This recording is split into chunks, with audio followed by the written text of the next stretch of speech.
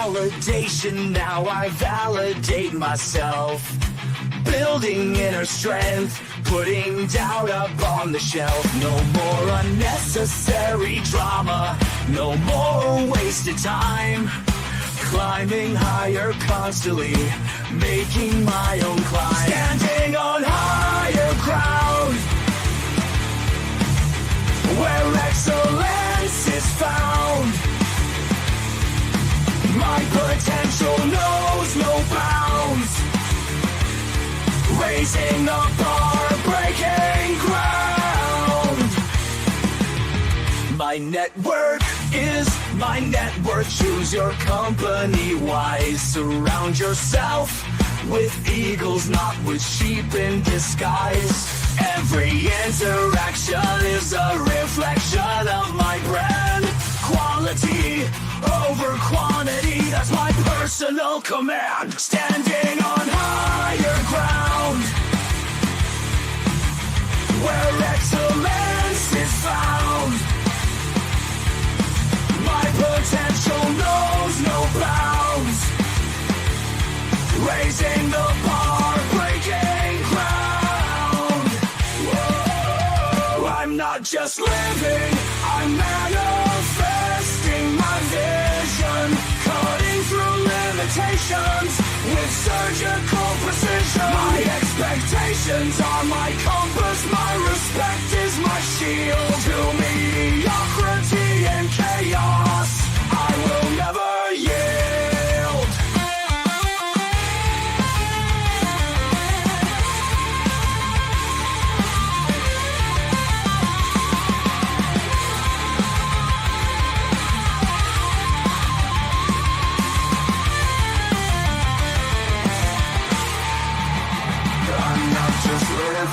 I'm manifesting my vision, cutting through limitations with surgical precision. My expectations are my compass, my respect is my shield. To mediocrity and chaos, I will never yield.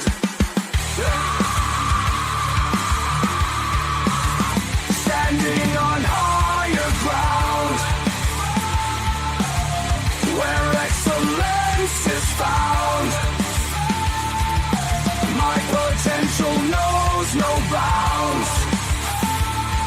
Raising the bar, breaking ground.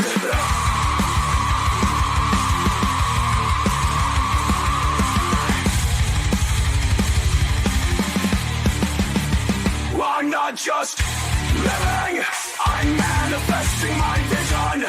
Cutting through limitations with surgical precision. My expectations are my compass, my respect is my shield. To mediocrity and chaos, I will never yield. How you doing, ladies and gentlemen? Welcome to This and That, Better Late Than Never, where we talk about this, that, and everything in between. I'm your host, Xander. Today was a really late day today. I can't even apologize. It's become a common behavior. Discouraged as a guy. Oh, my apologies. There we go. So we're supposed to be doing today with our questions and comments from the fans on Sunday. I typically grab you guys quite a few, but today I've got a small quantity because it's been a rough week. And I just didn't do it. You start reaching burnout. I'm not, again, first person accountability. I'm not going to be the person that's going to make excuses. I'm not going to be the person that's going to blame somebody else for the situation. If it's not going the way I would prefer to go, I have to recognize that I did not do what I would have preferred to do. Now, I guaranteed you guys that I was going to have some questions and comments for the fans, and I do have some. I don't have as many as I normally do. So today might not be as long of a show as some of the other days out of the week, but we should be able to make that up tomorrow, recognizing the topic that we're supposed to be talking about tomorrow. And I also completed everything I have to do for tomorrow's show yesterday. So all I have to do is just pull the information up and tee things off. We're still going to try to start off at around 10:30 this time around, because I mean, hey, if I'm consistent about being late and it starts at the same time, then it starts at the same time. Make sure that you guys like and subscribe. Make sure that you guys also have, if you have the opportunity, take a look at the membership. If you're watching us from Twitch, we really appreciate that. If you're watching us, make sure that you guys hit that follow button. If you're watching us from Twitter X, also you guys can watch that follow button or mash that follow button. And for those of you that is watching YouTube, you guys can take advantage of the reaction buttons after you have liked the show for today. We are live 7 nights a week, and we come to understand that we don't let the sun rise without going live. So even if we're a little bit late, we're going to make sure that we tee things off where we're going live on a podcast. So we're going to be trying to cover a lot of things that we have not in the past had the opportunity to cover throughout the year. Now, today, since we're going to be just doing reactions, I got a decent quantity of them up here. So we're going to be going over those. And as we go through those reactions, you guys will be able to put your 2 cents in on those. We got a little bit of a spiel in between each one with my comments on it. But beyond that, we're going to be riding a wave. Now, tomorrow, we're going to be talking about that habeas corpus that they're talking about taking down, whether it's temporary or permanent. And hypothetically, how would that affect me and you while that's going on? Because if we understand there's anywhere between 3 million and 13 million immigrants in the country that are supposed to be forcibly removed from the country if they do not voluntarily leave from the country. And during the time that it takes for them to aggressively remove a large quantity of people, because, I mean, it doesn't matter if they're citizens or not, a large quantity of people from the country, some of us during that habeas corpus scenario can be swooped up in the fold. Now, any of you guys that are like me in Florida and we end up being snatched up because they just felt like it with the lack of habeas corpus, we're going to be talking about tomorrow how that could go. Because up until habeas corpus is reinstated, or until they modify the habeas corpus to only be applying to valid or recognized American citizens, unless or until something like that occurs, even American citizens could be in a position where, you know, things don't go the way you want it to go. And that's like the rest of your year. You're at a CIA black site somewhere. So we're going to be talking about how that stuff goes on coming soon. And then we have some ways to make money for us coming up on Tuesday and Wednesday, and more social improvement and relationship improvements that we're going to be talking about after that. So make sure that you guys like and subscribe as you go on today, and let's go ahead and get things started. Getting discouraged. As a guy, in my experience, I barely get maybe 3 matches a week, if that. Only app that seems to work for me lately is Facebook dating.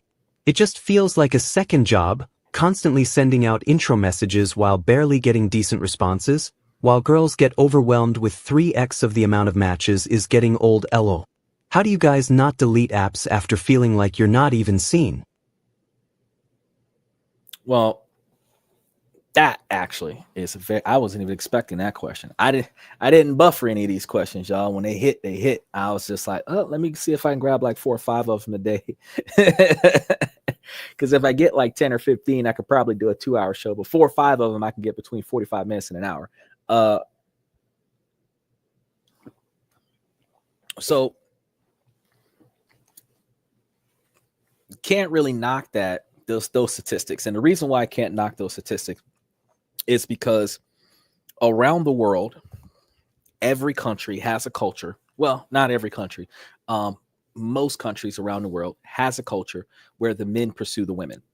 There are some cultures that are matriarchal societies, or cultures where the population of women are larger than the population of men.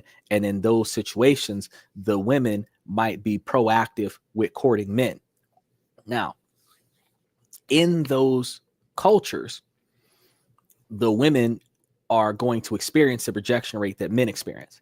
In all the other cultures, so it's a patriarchal society where the ratio of women to men is 50-50, or there's more men than women, or in situations where the old traditional courting styles still apply, even in egalitarian society. We're going to be dealing with the men having to reach out to the girls. Now, since that's the case,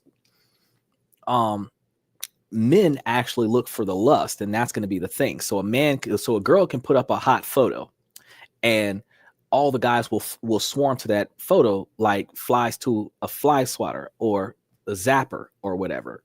Right now, women are more interested in financial stability, but a lot of women have become, in modern times, more financially independent. So some of those women, until they're looking for actual companionship and commitment, they may focus on their own grind instead of focusing on finding a man. After they are tired of being alone, they could have played the field quite a few times or whatever the case may be, a few hundred, couple thousand in their body count. After they're done doing what they do and they quote unquote know what they want, then they decide to settle down, typically in their 30s. And in that scenario, those individuals are now actively seeking somebody. They'll pay for the membership on the online platform. They'll make the first communication. They'll reach out and talk to you and try to analyze you to determine if you're a good fit for them. Now, the fact is that there are more men seeking women under 30 and more women seeking men over 30 than the inverse. Likewise, there are less women in their 30s and 40s seeking men in their 30s and 40s than there are women seeking men. Likewise, men are under the age of 30 more interested in sex than long-term companionship or financial stability.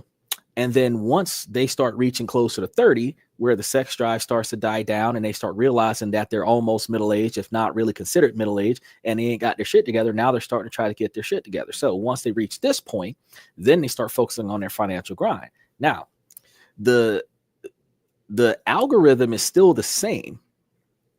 You might be matched with a large quantity of database of women that y'all mesh with on paper. Where the situation changes is that on an online dating site, women are going to match with the guys that they're physically attracted to. And if the bio has or profile has other stuff in it that entices the person. Now, fella, you're telling me that you were introduced or trying to meet the girls on Facebook dating.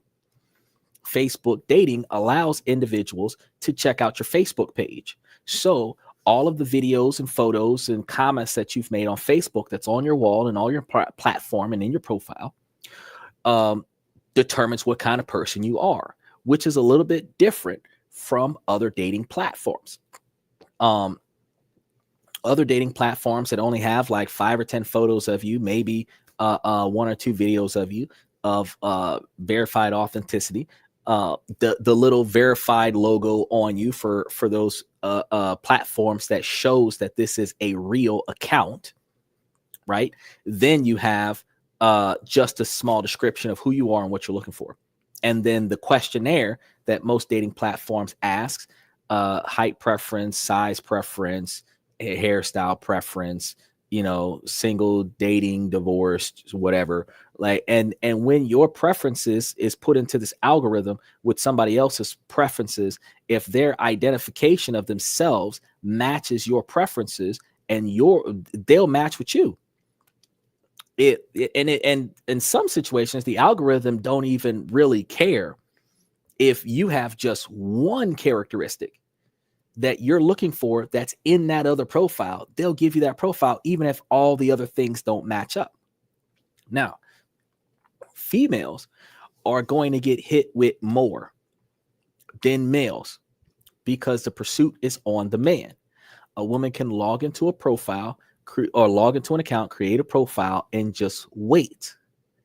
The quantity of messages that she gets to weed through, she does not have to put the effort into reaching out to you. She just has to weed through all of the comments that have been coming in, all of the messages that she has been receiving, and then she can determine if one of these people is worth talking to. I can tell you that more often than not, there are a lot of women on the dating platforms that would actually talk to a man, but there are a lot of those women that are over the age of 35 and 40, 45. There's over the age of 45. Now, a lot of men are looking at those types of women where those women are still good for companionship, even though if you're not interested in children, you can date a woman over 40. But if you're interested in children, you're not interested in a woman over 40. But when you're not interested in a certain age group, you're limiting your options. And when you're limiting your options, your ability to succeed is going to be stagnated. In addition to that, you're looking at the area in which you're willing to engage, because you could potentially find a woman in another country, but how are you going to get to her? She's a pen pal. You're not flying to Hong Kong or China or Vietnam every week. But when you start thinking about finding somebody local, you also are minimizing your success rate. Now, while you might get 3 hits a week, I can tell you, I definitely get more than 3 hits a week. Oh, it's 8 to 40, around 40 every day. So I don't know what you're doing with your profile if you're only getting 3 hits a week. I need to see your profile and figure out what you're doing wrong. I know I didn't do a good profile. I just put up a handful of photos and said serious inquiries required. Long-term commitment, marriage driven. That's it. That's it. I didn't put in a whole bio of who I am and what I like and what I don't like and what I like about a woman. I'm just like, look, I am only interested in that long-term commitment, marriage driven, serious inquiries. That's it. So a female could reach out to me where her profile says not looking for anything serious. I've had that happen this past week. I responded to the message. I got no problems if you talking about doing a friends with benefits. I'm looking for long-term commitment, but if I'm not committed to somebody and you're attractive and you're looking for a hookup, it's a free hookup. I got no problem with that. Most men are not going to have a problem with that. But if you're reaching out to a man that says serious inquiries only, and you're looking at, well, I'm just looking to sleep around. Sure. But you got to understand that mentality is going to mean that because your profile says that you're not looking for anything serious, I'm not looking for anything expensive. So we're in a position now where communicating with me, you have an obligation. If you want to meet up, let's talk. Let's talk. Where are we meeting up and what are we meeting up about? How far away are you? How much is it going to cost for us to connect? Because if we're not in the same city, if we're not in the same state, we got to fly to each other. Either you flying to me or I'm flying to you. That's not cheap. Typically, when you start talking about plane tickets, you talk about anywhere between $100 and $600, either one way or round trip, depending on where you're coming from. So if I got to fly to you for a hookup, like this better be a damn good hookup. So yeah, I know that a lot of people get discouraged on dating sites where they believe that it's either them or society, but no, it's just a numbers game. The fact is that any individual person, I can tell you right now, I only respond to members because they pay for the platform. They're serious about whatever their objectives are. If they're willing to invest in a platform, they're serious about their objective. You got a lot of spammers on there that use the free accounts.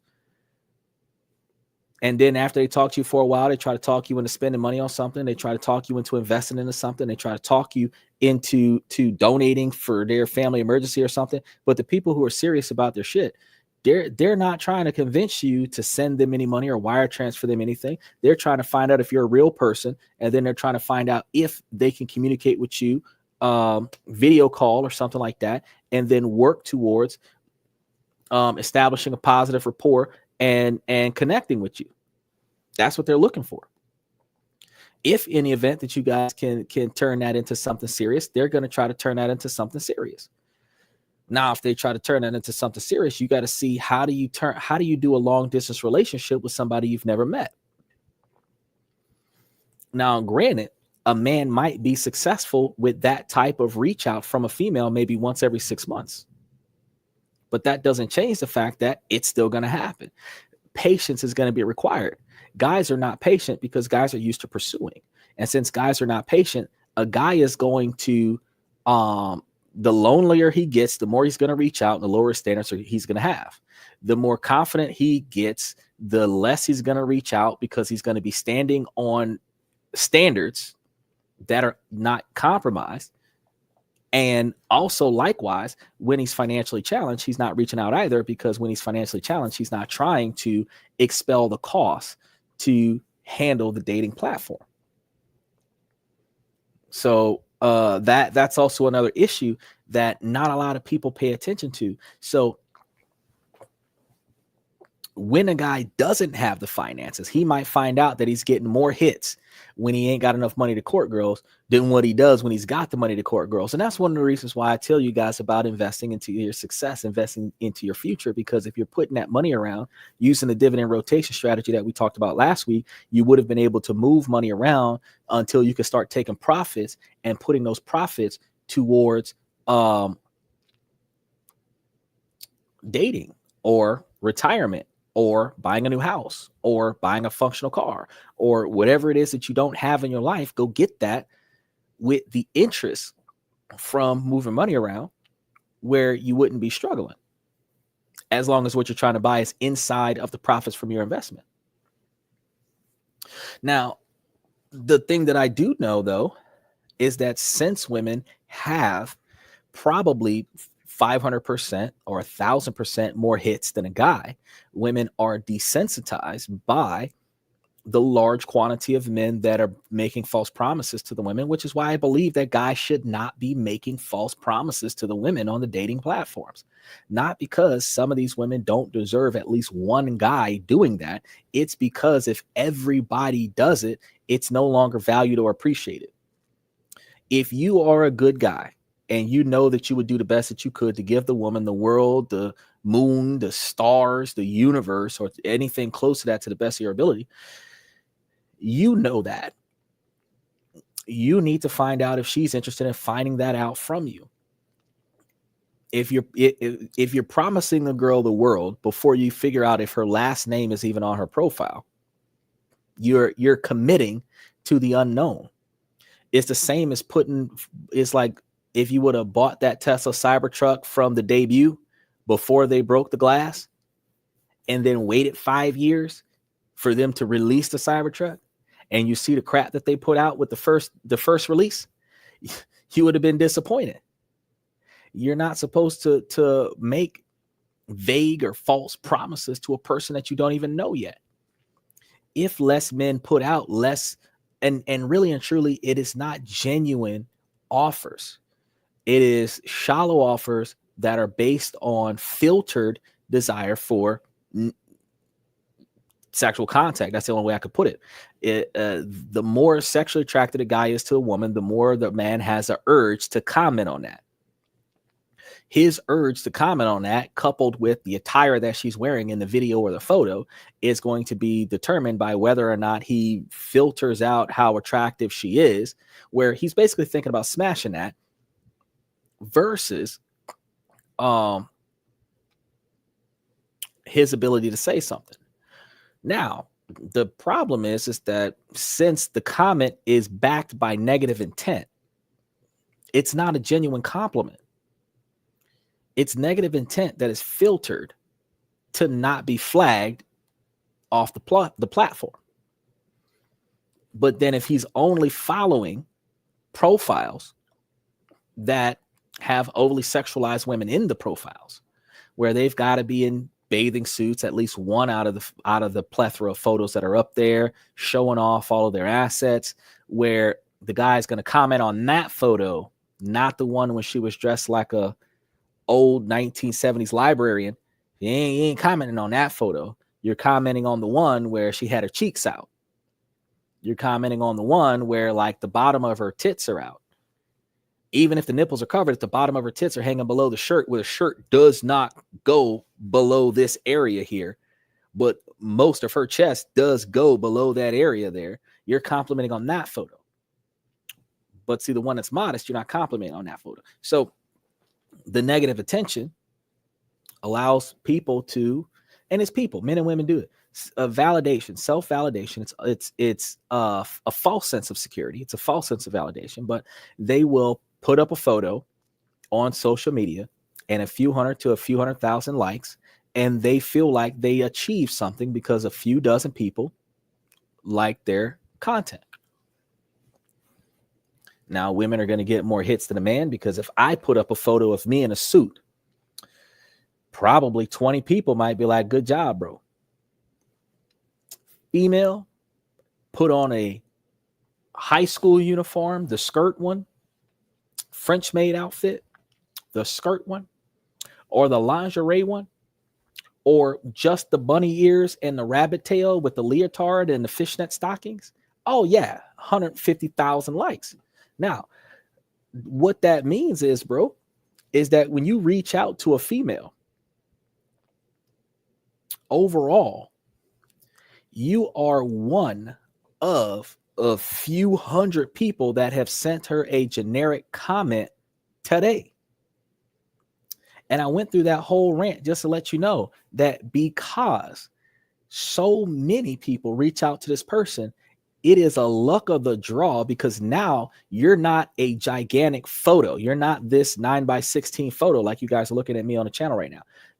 When you're in the comment section, you're like a 2x2 thumbnail. So your comment has to compel her to click your profile so that she could look at your photo and swipe right on your photo. Bro, the statistics of advertisement is that roughly 2% per action. So 2% of the women that see your comment, if you're using the same comment every time, it's 2% of the women that sees your comment will click on the comment. 2% of the people that clicks on your comment might click on your profile. 2% of the women that clicks on your profile might review your profile. Some of them might just look at the photo and keep pushing. Out of that, we're looking at what, step 4, step 5, out of the 2% of those people who liked your comment, liked your photo, liked your bio, that group is going to respond to you. So if you're looking at 2% of 2% of 2% of 2%, that group is going to respond to you. How many zeros? That's 5 zeros. That's 10,000 contacts to get 2 responses. That is the statistical analysis of advertisement. And that's people, not just women. That's people. So I understand that it's inverse for women, but if 2% of 10,000 women are going to comment, or 0.00002% of the women that you reach out, where you might get like 2 to 5 out of 10,000 contacts that you get out, that's it. So are you supposed to be discouraged? No. What you should do instead is change your train of thought. Aim for something a little bit different. You might be a little bit more successful on a different tip. So you asked me what other platforms would be beneficial for you. I mean, there's a plethora of platforms, but you got to know what that platform is about. You've got platforms like Tinder, that's mostly on hookups. Hinge, that also does hookups. Bumble, that also does a lot of hookups, but Hinge and Bumble do a lot more real-time dating. You've got like Tag, you've got like Plenty of Fish, there's a bunch of platforms out there that are free. You've got the Millionaires Club. You've got the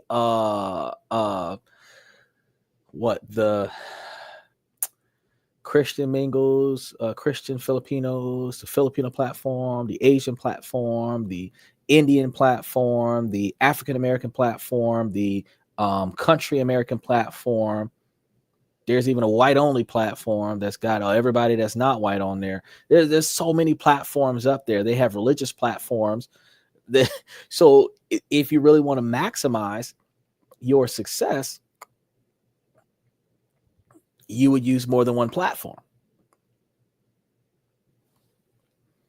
Now, are you going to pay the membership for more than one platform, or are you going to find a platform that gives you the most positive contacts or the most suited profiles and then pay for that membership? But typically, you're going to be more successful, I think, if you paid for the membership, because there's a lot of people on platforms that have memberships that are not interested in talking to people that do not have memberships. So you limit your options. But you also understand that if you're talking to individuals that don't have memberships, there's always a possibility that those individuals that aren't verified by the platform, that don't have memberships, might not be genuinely in it for the right reasons. So don't give up, keep trying. The one thing I can tell you, Christian Filipino app, they actually call you and hook you up with somebody. So they're genuine. They put in effort. So if you're paying for their platform, they're going to hook you up with a chick for real. And you just got to make that relationship work over time. But you got to be able to afford the membership, at least 1 month's membership, so that they can link you with that person. And then y'all find a way to exchange contact information before that month is up. And then if that relationship does last, then you start staying in steady communication with that person going forward off the app. But you got to at least buy the membership one time and then talk to the agent, and then they hook you up with the right person. And you might even be able to select the person, and then they'll be able to tell you if that person is available. And then once they get you matched up, that's the person that you're supposed to be stuck with until such time as it doesn't work, or you fly out there to go meet the chick. Now you got to ask yourself, are you putting up the effort to do all of that, potentially fly out there to go get the chick and fly her back? Or are you planning on putting forth the effort to fly out there and just stay out there? Which one are you trying to accomplish? Because that does make a difference. It really does. Now, let's move on to the next one, because we got quite a few of them, but, we're limited today. Why do girls do this? I've noticed many girls do this. Whenever I meet any girl initially, they show lots of signs of interest. They peek at me from across the room, smile, show an eagerness to get to know me, converse very playfully, etc. But as soon as I get their number or text them, they play very hard to get and sort of lose interest or pull back, whatever you want to call it.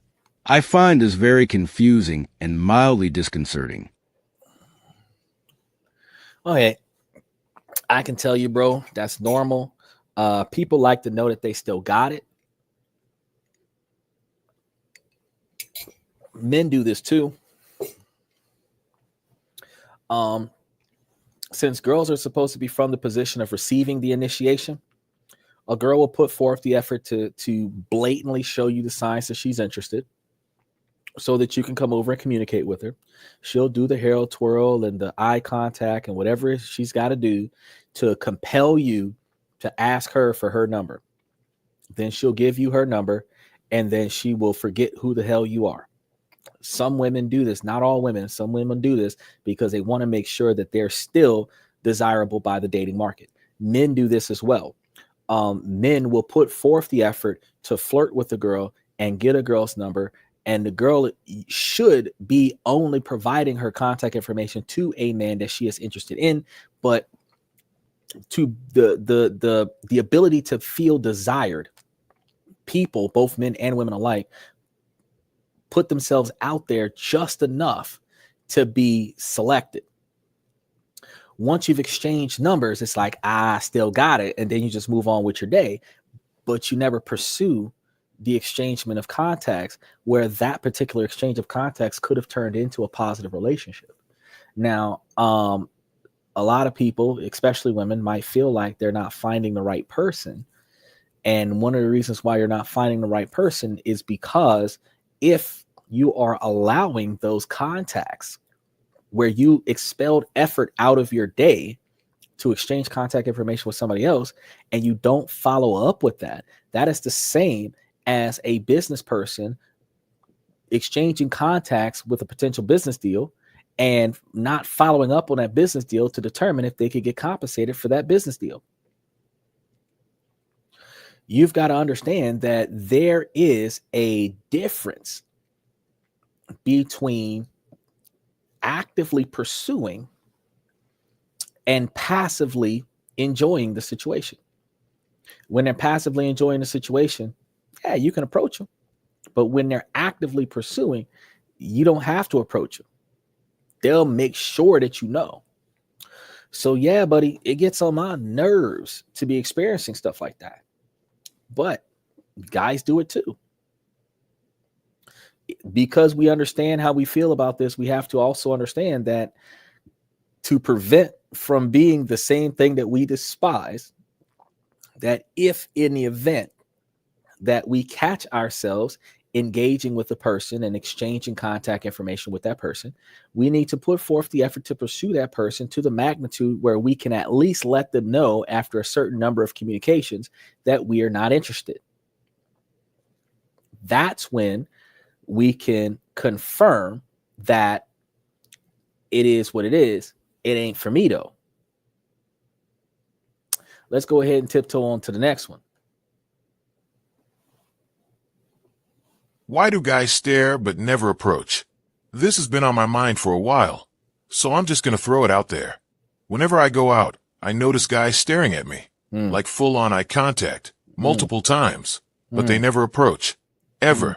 I'm not trying to sound cocky or anything, but I'd say I'm decent looking. Not a 10 or anything, but definitely not ugly either. Just somewhere in the average to pretty range. I've been single my whole life, which doesn't bother me much. I've had a few guys ask me out, but I turned them down because they weren't my type. So I'm not completely invisible or anything. All right. But yet this thing where they stare and don't do anything is getting in my head a little. My friends say I look intimidating, but I don't feel like I give off that vibe at all. Now I'm starting to wonder if maybe I'm just not as attractive as I think I am, or maybe there's something off about the way I carry myself. Just genuinely curious. Anyone else experience this? And if you've got any tips on how to seem more approachable, I'd appreciate it. I think I have to clarify about my guys have asked me out part. The guys who have asked me out are some guys from my friend group and friends of friends, usually the same social circle. My post was about guys I meet when I'm out in public, like bars and clubs. Those guys have never approached me. Oh, well, first off, you're going to be more successful in a social group because once everybody gets to know everybody, if they still want to date you, that you've already passed all the red flag tests. The next problem that you're looking at is that if you're picking people from bars and clubs and stuff, they're staring at you because you're physically attractive, but they didn't really go out to the club to date a lot of the time. Some guys actually go to the club just to get out of the house. Some guys go to the club to relieve their stress. Some guys go to the club to hang out with their bros, to help their bros relieve some stress. So they're not always in a situation where they are special shout out to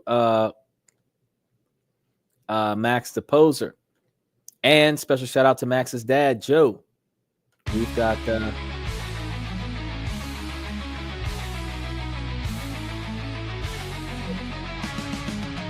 you who know, Max got mangoes. Typically his knees hurt because he spends a lot of time on his knees. Hopefully he got that knee surgery though. Running gag.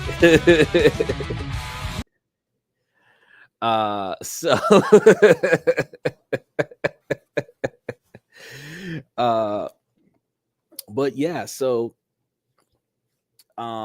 finding people in bars and clubs, guys are not really into going to bars and clubs to pick up chicks as much as they used to. One, because of the higher rejection rate. will you go on if I donate $20? Well, if you donate to, well, I am on and I'll be on for at least another hour. You throw me $20. Would you want me to go on with the song for a few more minutes? Because it's like a 3-minute trailer.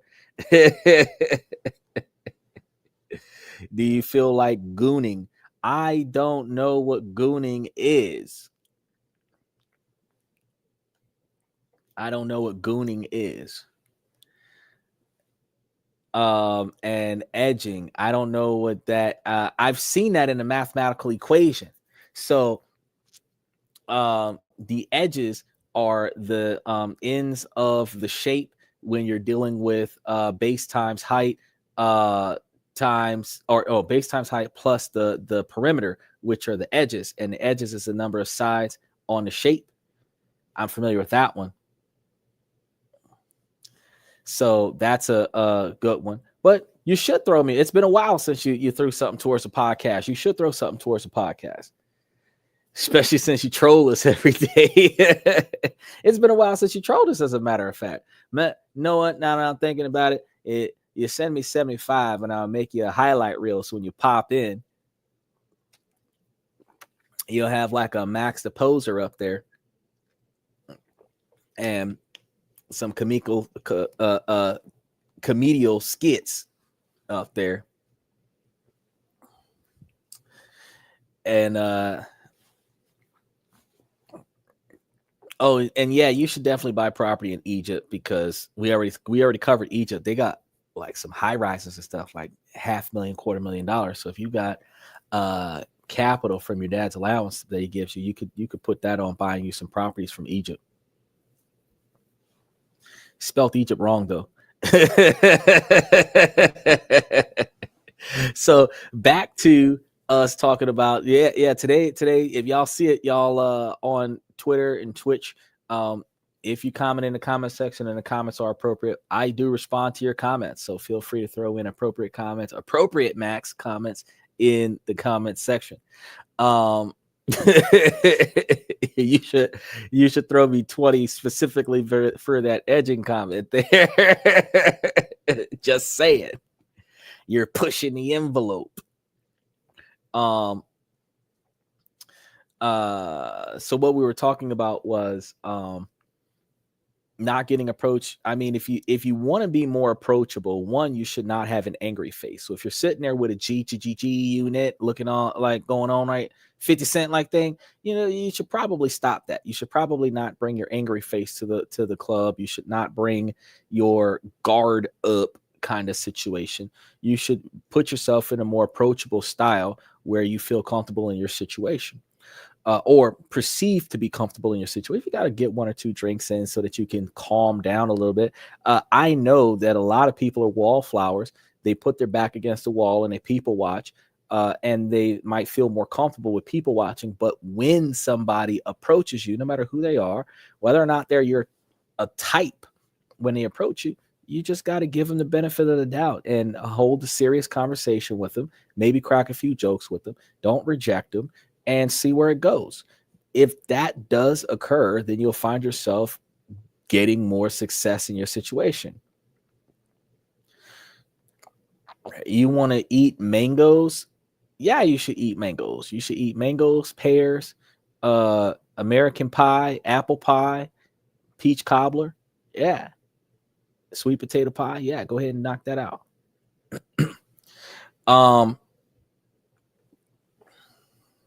He's talking about his winter arc. You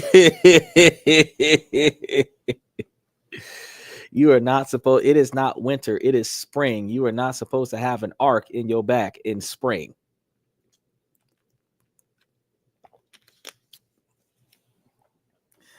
And then you're getting that mixed up because that he didn't have a knee surgery. He had a knee in his neck, so it should be neck surgery. Yeah. So you got to do your facts when you start trying to crack jokes. You got to remember Joyce Floyd was the I can't breathe. So, and that was because the officer had drove his knee into the guy's neck and choked him out until he died. Not the first guy that they killed. Not a matter of fact, because that guy on Staten Island, they choked him out over a pack of cigarettes, choked him to death over a pack of cigarettes. And that was crazy, in case you didn't know. And that's one of those things. And I'd rather watch a tree grow. I told you that before. I'd rather watch a tree grow. So, yeah, back to it. We come to understand that, yeah, if when you are approached, if you're not getting approached as much as you would prefer, if you are getting approached, when you do get approached, you just don't turn them away. You give them the opportunity to show you what they can do, analyze them, treat them like Simon, and give them their America's Got Talent interview and see what's going on. And then let's go on to the next one. Girlfriend who's 23 went clubbing without me, and I am 23. I feel a sense of unease. My girlfriend went overseas with another female friend and 2 guy friends. So, in total there was 4 people, 2 guys and 2 girls. And they went clubbing together. It was her first time, and as I have never went clubbing before, I felt very uneasy. However, when she came back, I asked her what she did in the club, and her stories were very inconsistent. Initially, she said it was 3 girls and a guy. She went home early, and she didn't drink. After further persuasion, she admitted to me that it was 2 girls and 2 guys, including her. She went home at 4 a.m., and she drank and played dice games with the other guy friends where the loser had to take shots. I can't help but feel like something was off due to her inconsistent story. I don't know how to feel about this. Can I get some opinions on how I should handle this situation? Yeah, I got you. So check this out. Your girl went overseas on a double date. You don't feel comfortable about that, you should break up with her. If you're okay with that, do you. She's going to the club in a double date. They finish at the club, and the true story is they went back to the house and played strip poker and took shots. That might have led into something that she's not yet willing to tell you about, because while she went out there to go and live up life, she didn't necessarily want to lose the relationship that she had with you at the same time. So while she was thotting it out overseas with her friends, where some friends are not positive about maintaining your relationship, they say it's not cheating if you're in a different area code. So if you're in a different country, they're going to say it's not cheating. What your boyfriend doesn't know won't hurt your relationship. And she is only willing to tell you what her guilty conscience forces her to tell you. Now, if enough time passes by where the engagement, she forgets about it, she's no longer feeling guilty about it, she's not really going to press it. But if you feel uncomfortable that she went somewhere, then break it off. Because the lack of trust is going to lead to resentment. Resentment is going to lead to negative behavior. Negative behavior is going to lead to retaliation. Retaliation is going to lead to fights, and fights is going to lead to a breakup anyway. The only difference between you recognizing that you're uncomfortable with what just happened and you're not getting over it versus your ability to get over it is going to be the difference between whether your relationship survives or not. He asked, would you rather? I would probably work out and acquire more muscular stature, since you asked. I notice it doesn't matter if it's a man or a woman. If you are in a relationship, yes, you do have the entitlement of living a separate life than your romantic partner. It actually does bring more life to your relationship. However, there are appropriate things that you are supposed to do when you are in a relationship, and there are inappropriate things that you are not supposed to do when you're in a relationship. One of which is planning a trip, not taking your partner, and having a mixed gender trip. If you are a girl going overseas, the only guys that are going overseas with you is your guy. If you're going out, girls' night out, it is just girls' night out. But technically, if you're not single anymore, you're not supposed to be going to singles places and having a girls' night out. So if you're dating, you should be going to places that families go, that couples go. You would be going to restaurants instead of nightclubs. You would be going maybe bowling, instead of dance halls and stuff like that. You would be finding things that like families and couples do, where your friends, hopefully the ones that are dating other people as well, should all be going somewhere where everybody in that establishment already got somebody or are not looking for somebody. When you go to places like nightclubs and dance halls and stuff like that, where you're going to a place where single people meet, when you show up there as a non-single person, you are falsely advertising yourself as single. Then when you interact with those single people, dancing on guys and having them buy you drinks and stuff like that, or not having them buy you drinks, but allowing them to buy you drinks, you're giving off the false perception that you're single and you're interested to mingle.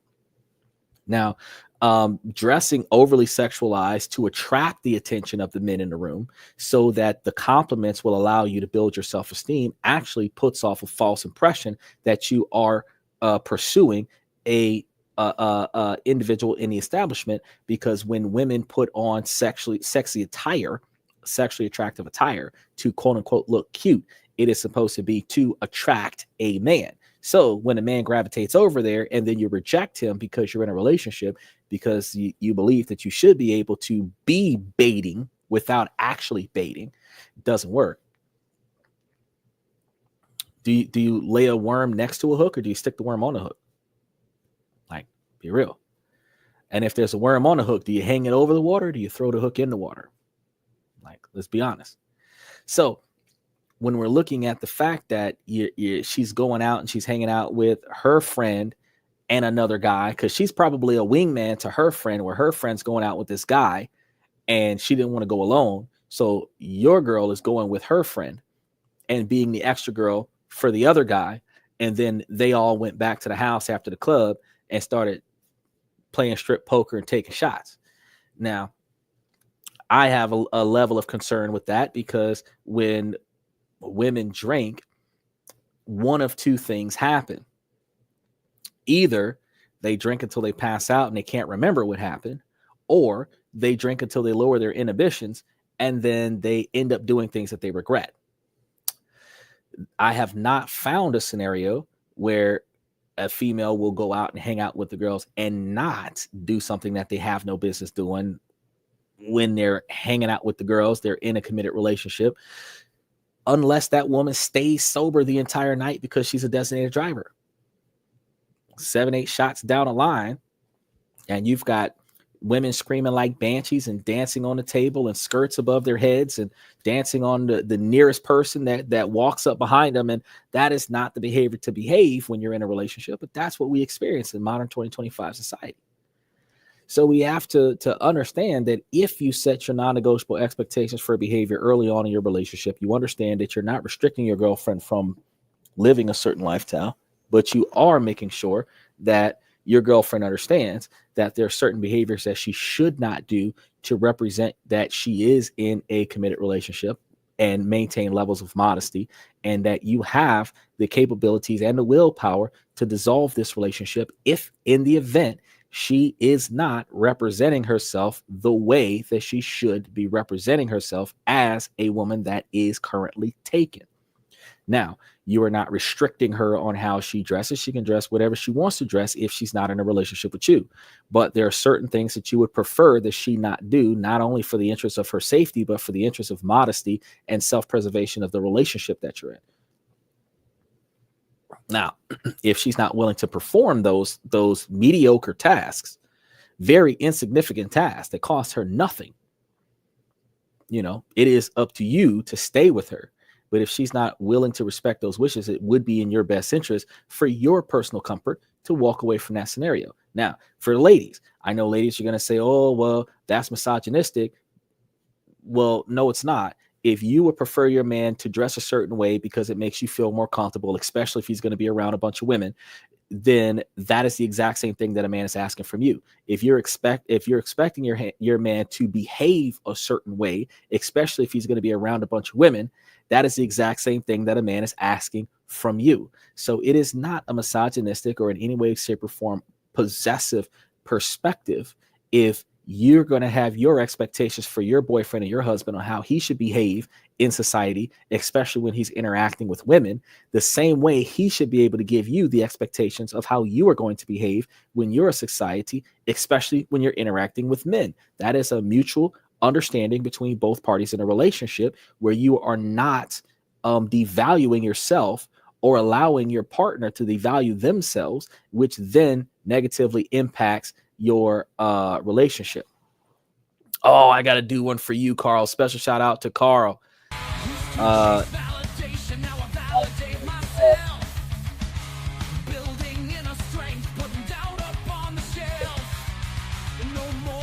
I see Carl at least once a week, and I greatly appreciate that.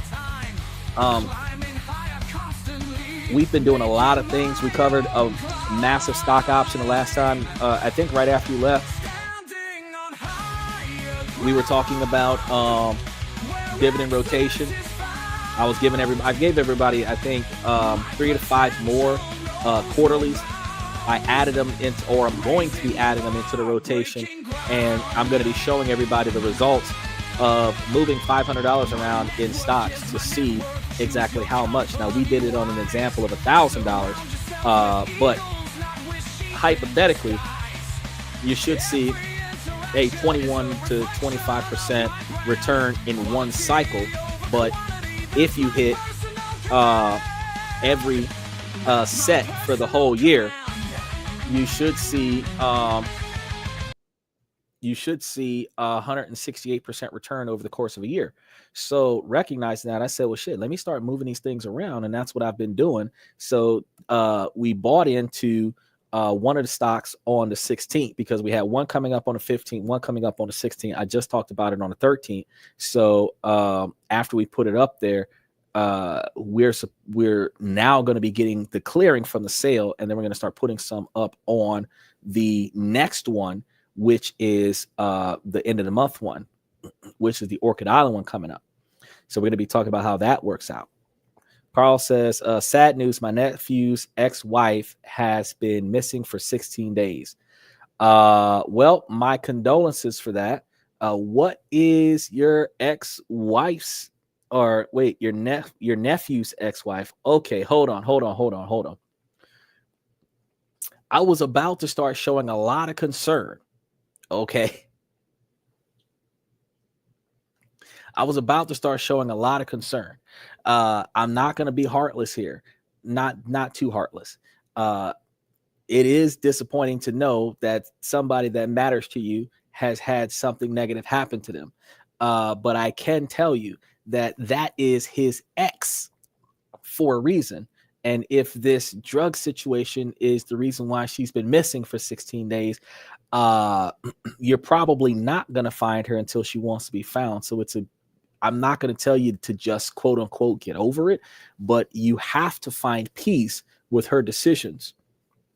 I know what it's like to have people in your life that does not make appropriate choices, and then they come up missing for an extended period of time. Some people do pop up eventually after they're completed enjoying the pleasures of life, and then some don't. Some you might find them in a abandoned a building in the worst condition. Some you might find them freezing cold on a sidewalk somewhere. Some you might not find them, at least not with a pulse. And that's a tough scenario to be in. But if that was your nephew's child's mother, I would be like more sympathetic to the fact. But just his ex, it doesn't matter if it's ex-girlfriend or his ex-wife. If the only connection that they have is the memories before they broke up, it's like, bro, that's the past. That's like if I was to tell you that one of the exes that I used to date 15, 20 years ago died. It's like, she's an ex, bro. People die. People make bad decisions, and people have to live with the choices that they make. So if in the event that she is still alive, I hope that she's still alive. I hope that she's okay. And I hope that she returns so that you guys can bring her to rehab and get her the rehabilitation that she needs. But if in the event that does not occur, the only thing that I can tell you to tell your nephew is to find something different to preoccupy him until he can cope with her absence. Carl says, I've gotten a lot of peace since I became born again, but other family members are not doing good. The only thing they share to kids. Oh, well, yeah, I would be concerned about the fact that the kids, it's almost like a Diary of a Mad Black Woman, those Medea skits. The husband whose wife was a drug addict, he was taking custody of kids. He was taking care of the children. And up until the man cut the woman off, it's like, look, I'm going to do this for you this one time, but don't come back until you clean up. Some kind of reason the woman went off and got clean and came back for the sake of the kids. And some people will do that. Some parents, men and women alike, will run off and make bad choices, get addicted to something, and then they have to get themselves clean. They need help getting themselves clean. They need motivation to stop, because the drive to perform that task is so profound that they just have to get that hit.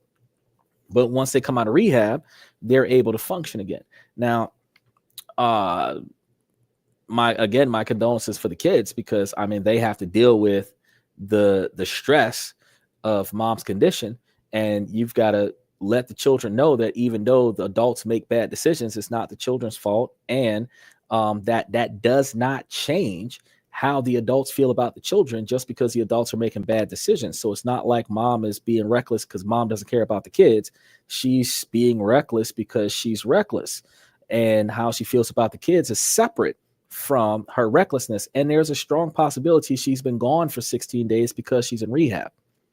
There's also this thing called being Baker acted, where if they get institutionalized to get cleaned up, where they come up missing until they're released, and they don't have access to cell phones or anything like that until they get clean. And then once they get clean, that's when the doctors release them, and then you'll find them after they've gotten out of rehab. So there's another scenario there where it's not just that, you know, she could be enjoying the pleasures of life. She could be getting her life together. So pray for that. And then just note that it's hard for the addicts, the same as it is hard for the family members of an addict, because sometimes the addicts don't know what to do to make change. They know that change is needed, but they don't know what to do, and they don't have the willpower to get it done. And that requires the motivation from the people around them that have the willpower to push them in the right direction or the preferred direction, and then see things through with them. Now, I can tell you, don't give up on family no matter how much they disappoint you, but do not sacrifice yourself for the mistakes of family, because that will cause you to fail with them. Your goal is not to fail with them. Your goal is to help them to succeed. So if they're capable of succeeding and they're willing to succeed, if they put in the effort, you will help them get better. The same way that I always use the same verse, the footprints in the sand, because it always comes into play, is that the Lord only helps those that help themselves. I only help people that help themselves. I am irritated and disgusted by people who will lean on somebody else for a favor instead of getting up and trying to get it on their own. They say it all the time that faith without work is dead, meaning that you're putting a lot of effort into, bowing down and asking the Lord for a favor so that you don't have to take action, is not what you were supposed to do, because the effort to make change is what you're supposed to be doing, since your blessing from the Lord is the capabilities to overcome the obstacles that you were in. You need time, you need patience, and you need willpower. If you're running out of strength and you're running out of motivation, you're running out of willpower, you might need to pray and ask for reassurance of that willpower and strength that you already possess. But when people are going through the tough times and they're praying for salvation from those tough times instead of getting off their behind and applying themselves to those tough times, I don't have much sympathy for those individuals.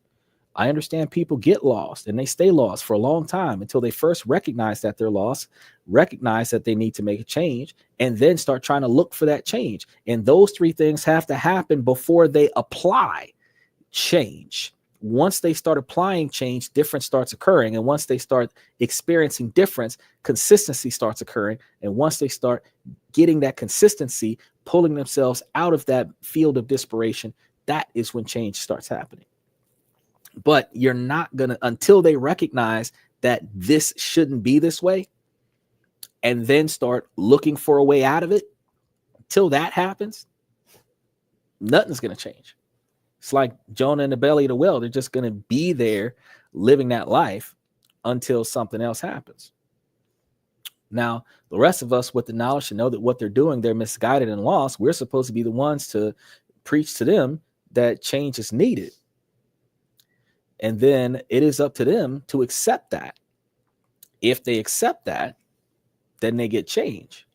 If they don't accept that, then they won't get change. But being the messenger of bad news, there's always an opportunity for them to degrade and devalue us under the specific understanding that we brought them information they didn't want to hear.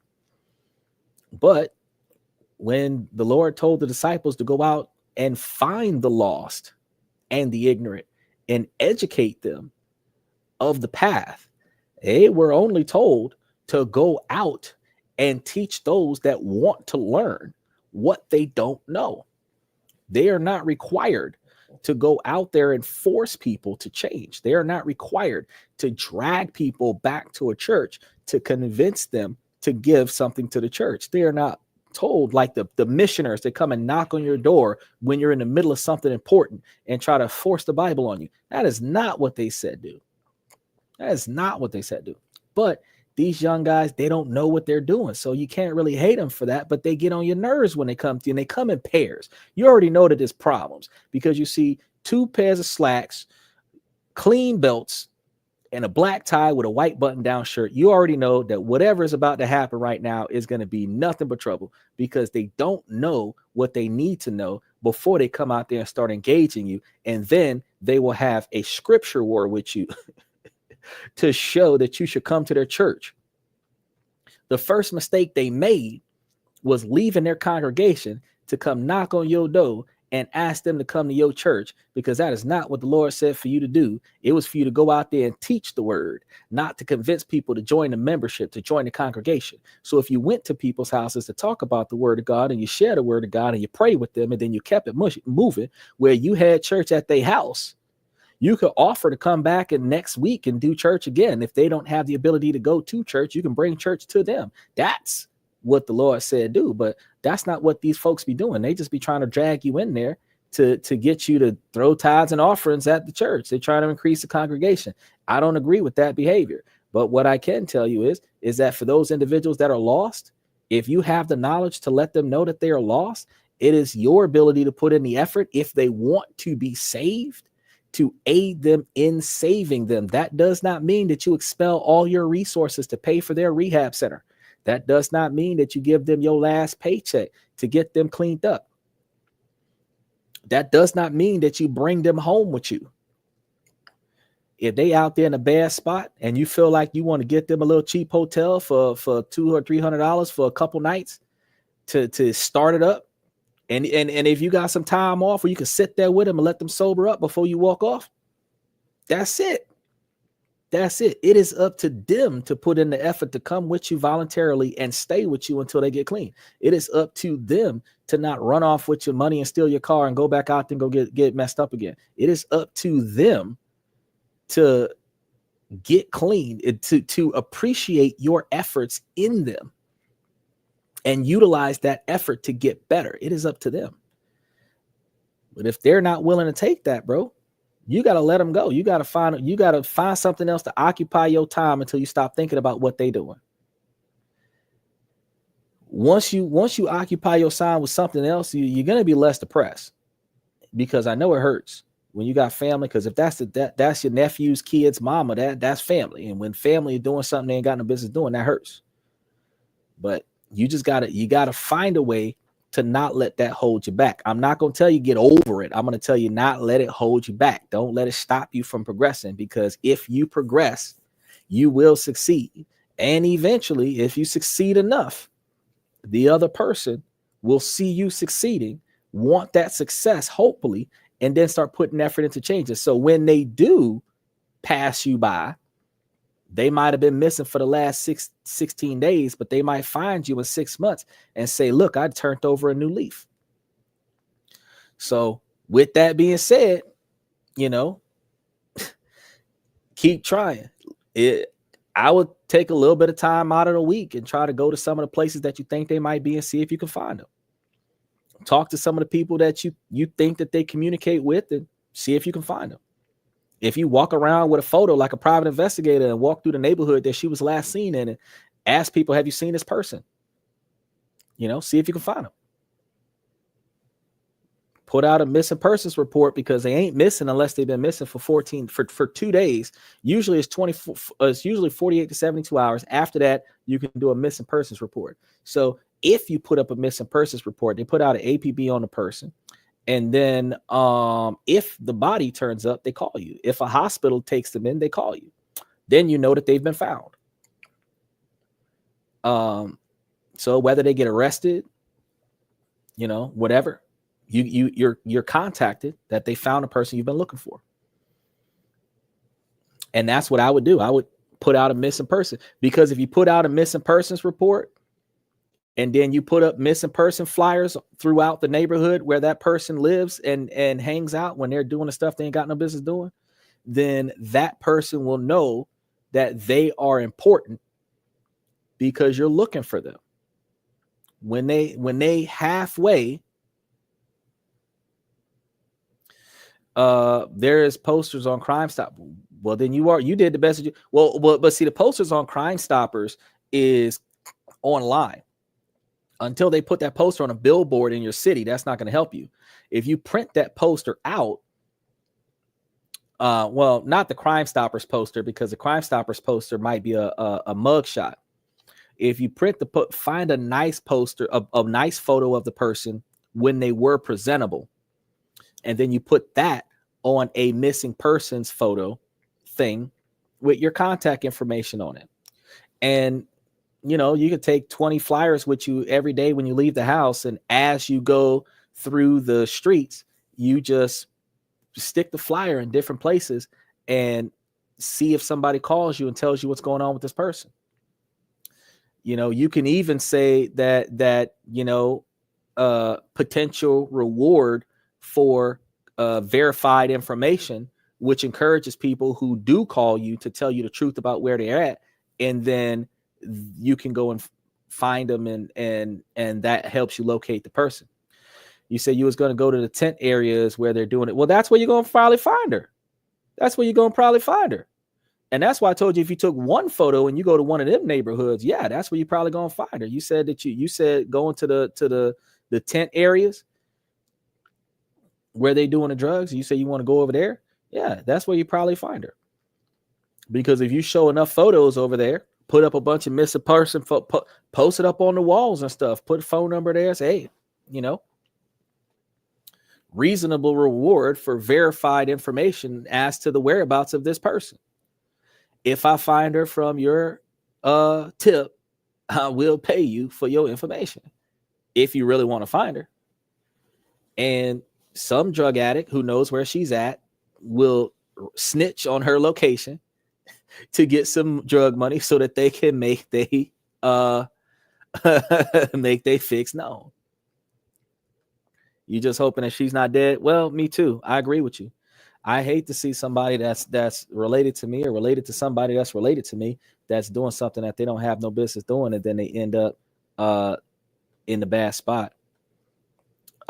We got special shout out to Mansion that is coming out today.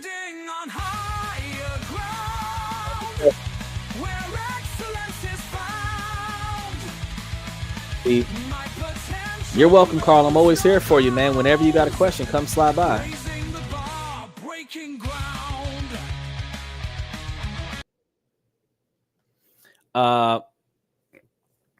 Special shout out to Majan. He says, I have a question. Okay, how can I cut ties with my mother without she noticed that me and my woman getting land together out of town? Okay, so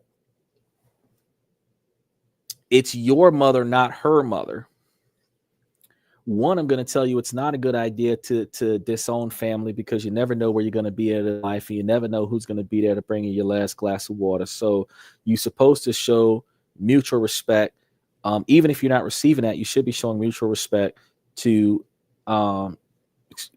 everyone and family, even if you don't like the way they're behaving in front of you, because you never know, they might turn over a new leaf and start being positive in your life down the line. Now, if you want to relocate to another location and you don't want your family to come with you, as long as you're not their primary source of income, you should just not tell them that you're buying the property and then move.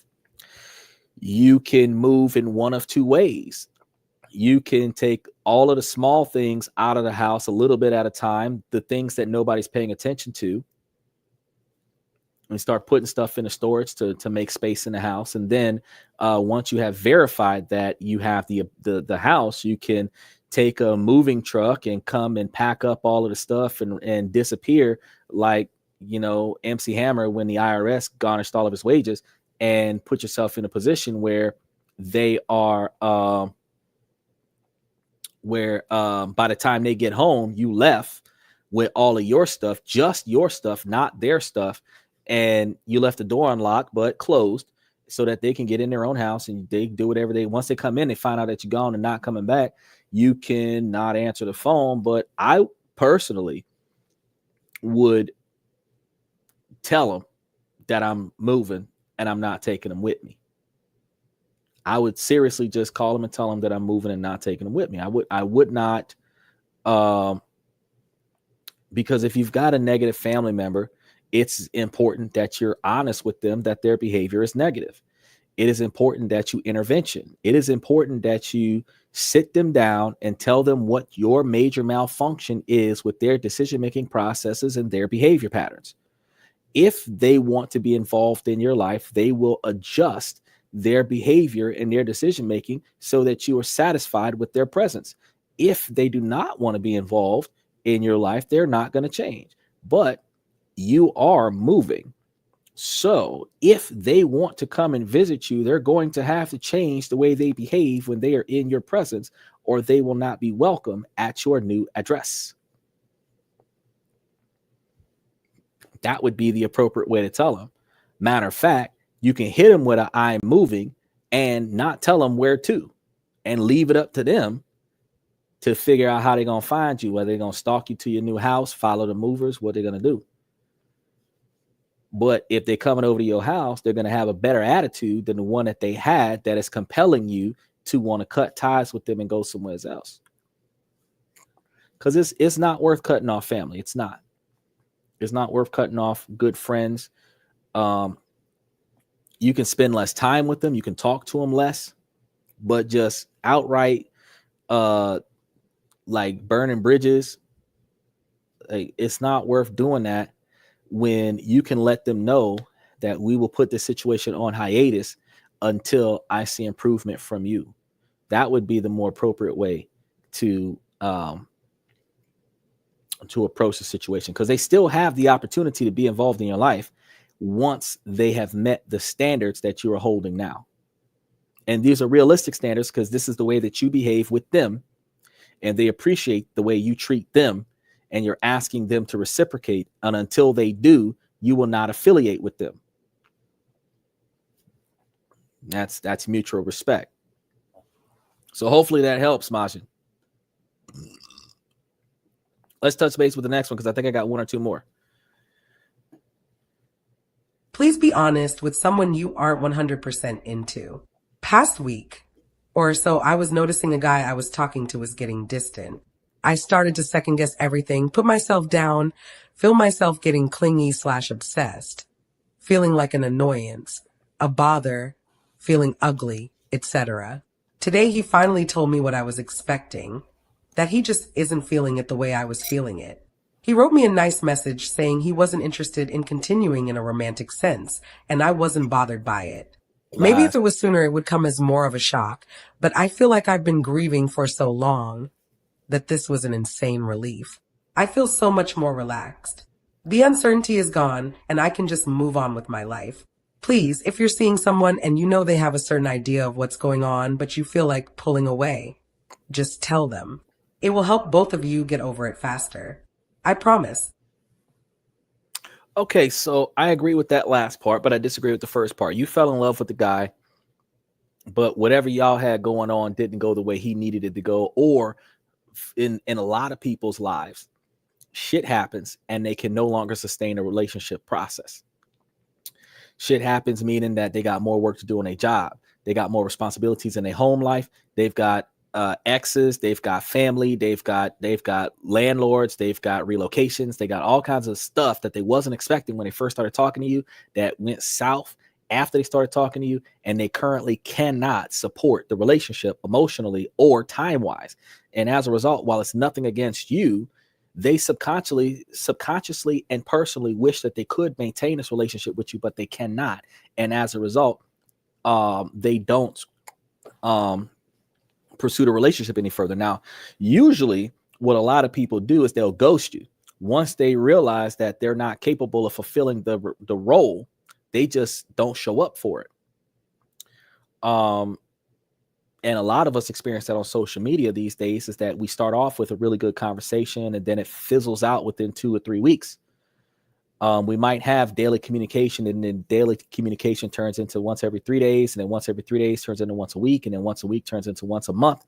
And then like we stop getting communication. The goal is to make sure that you understand that the person that you're looking at is still the person that you're looking for. Now, I agree with her. If you're not interested at any point for any reason, just be legit and say that you're not interested. But I also believe that you can't be too clingy in the beginning. Clingy is not possessive. Clingy is wanting to be in the person's place, space, attention, timeline. Possessive is not allowing anyone else to get close to that same person. Big difference. Now, you want, truthfully, while people, regardless of what people say, the truth is everybody subconsciously wants a clingy partner, because a clingy partner outwardly expresses their desire to be in your presence, which actively shows you that they want you for you and not whatever else that other people would want you for. For example, a woman that will take off from work, adjust her schedule, show up unannounced, change her plans at the drop of a hat because you asked her to, and then come to you, shows you that she wants you for something other than your money. If she only shows up when you got paid, if she only shows up when you're buying, you can't say that she wants you for you. She comes to you when she finds out that shit hit the fan in your life. She's coming to help you out when things get tough for you. She's coming to take care of you when you get sick. She's coming to make sure you're okay when she heard that you got hurt, or you might have got hurt. You know, that is her genuinely clinginess, showing you that you are important to her. Fellas do the same thing, where exact same scenario, but the dude is coming not because he's sleeping with you. He's coming because he genuinely cares about you. So truthfully, in order for us to know that we're in the right relationship with the right person, we technically need an appropriate level of clinginess to know that we're with the right person. Because it is easier to love who loves you than it is to convince somebody who doesn't know you to potentially like you, especially when you truly deeply care about them and they're not recognizing your feelings. You would prefer to be in a relationship where you know that the other person would make the most extreme sacrifices for your benefit. That is a level of clinginess. It's not just loyalty. It's not just duty. It's not just devotion and dedication. And in the beginning of a relationship, if both parties are clingy, we call that the honeymoon phase. And it's a phase because as we do fucked up shit, we stop being clingy towards one another. Resentment starts building in. We start tolerating each other from always wanting to be with each other to just being glad we ain't fighting no more in that first 90 days. Then we are together out of duty and loyalty and our investment and contribution to the relationship, whether it's effort and time for the ladies or financial contribution for the guys. So, yeah, it is important for us to recognize that if your feelings change, you should make it known. But for the ladies, from a man's perspective, this is a male-driven podcast from a man's perspective. I'm about to tell y'all something that y'all usually don't hear men say. Why don't you stop putting out until you get married? Because the man is not going to change how he feels about you until after he sleeps with you. So if he ain't sleeping with you until he has married you, then he's not going to change how he feels about you because you haven't slept with him yet. If you can withhold physical contact of that nature until there is a lifetime commitment involved, one, you reduce your body count. Two, you reduce false intentions. And three, you're guaranteeing that he's there for something other than your body. Likewise, if fellas stop spending money on shit, see how long she sits here. If she's showing up for everything that's free, you got one that wants you for something other than your money. If she doesn't know that you got a Rolls Royce or a G-Wagon or some shit like that. For every man with an expensive car, go buy you a clunker. Leave the expensive car at the house. Take the girl out in the clunker. Take her somewhere cheap. If she's willing to ride with you, if she's willing to enjoy that day, she's there for you. If she's only willing to ride with you because you riding in a G-Wagon, she's not riding with you. She's riding with the G-Wagon. You're just the chauffeur. She's only going because, for ladies, here goes something right here. I'm going to tell y'all real quick. Dude want to take you out and you asking, well, where are we going to go? It don't fucking matter if you're not paying for it. Because if you are going to determine if the date is worth going on based on a location, you're not going on the date to get to know the man. You're going on the date because of the location he's paying for. If he's willing to provide you with the entertainment that you're interested in, you will allow him to entertain you even though you're not interested in him. This is the reason why there are so many failed first dates that men have to go through, because there are a lot of women that will go on the date simply because she's not paying for it. There are a lot of women that will go on the date and go half because she did not want to go out by herself. So she'll go out with a man that will entertain her and she'll pay her half. But women that are serious about their shit.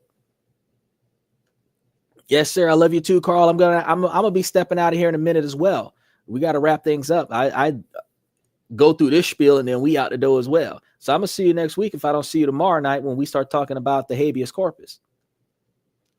Special shout out to Carl, y'all. But one more thing is a woman that's really serious about her shit. She's going to be the female that is going to pay for herself and pay for you. She's going to be the one that's going to pick you up in her car. She's going to be the one that's going to take you wherever. Even if you selected the place, she might take you to the place that you selected and put her money down on the table. You know, that's the one that's serious about you.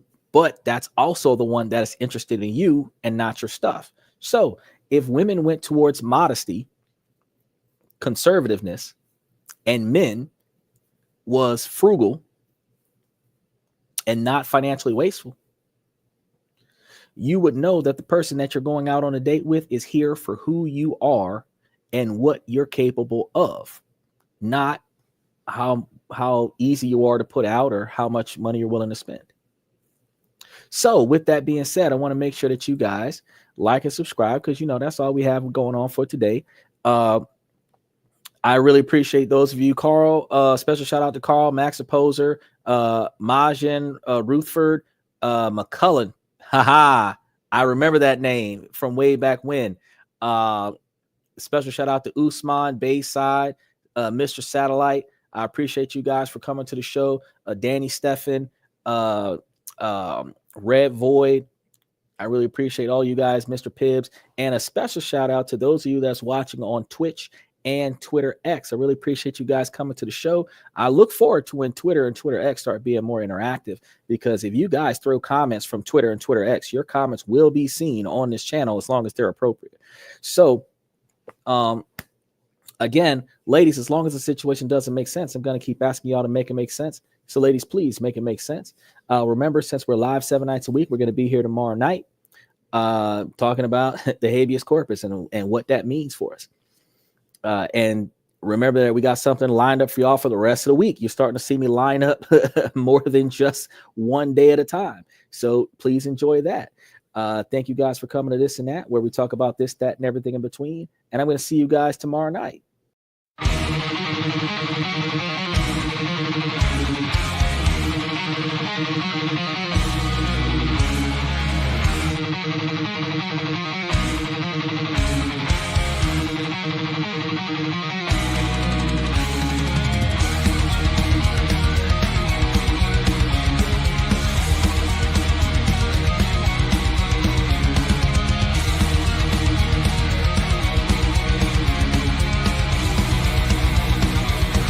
Higher ground.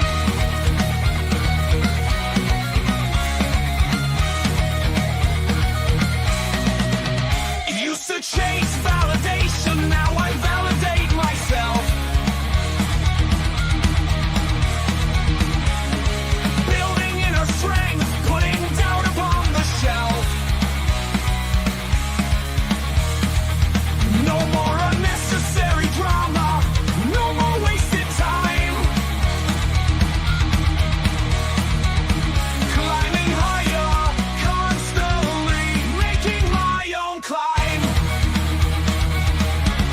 Standing on higher ground where excellence is found. My potential knows no bounds, raising the bar, breaking ground.